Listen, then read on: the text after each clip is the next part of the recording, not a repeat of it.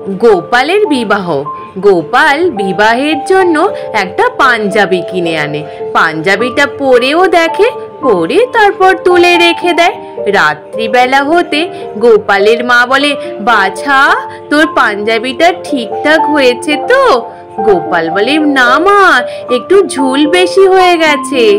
পরের দিন গোপাল সকালবেলা উঠে বাজারের উদ্দেশ্যে রওনা দেয়। ওদিকে গোপালের মায়ের হঠাৎ মনে পড়ে যায় যে গোপাল তো বলেছিল ওর পাঞ্জাবিটা একটু ঝুল বেশি হয়ে গেছে, তাহলে একটু কেটে ছোট করে দিই। পরের দিন গোপালের দিদি আসতে দিদিও শুনেছিল যে গোপালের পাঞ্জাবিটা ঝুল বড় হয়ে গেছে। তারপর বড়দিদি ওই গোপালের পাঞ্জাবিটাকে কেটে আর একটু ছোট করে দেয়।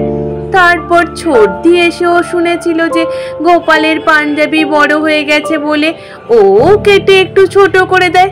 তারপর গোপাল যখন বিয়ে করতে বেরোয় তখন পরে দেখে পাঞ্জাবি পুরো পেটের ওপর। বলে, এ কি কাণ্ড, আমি এই পাঞ্জাবি পরে কি করে বিয়ে করতে যাব? অমনি গোপাল ওই দর্জির কাছে গিয়ে দর্জিকে অনেক কড়া কড়া কথা শুনিয়ে দেয়।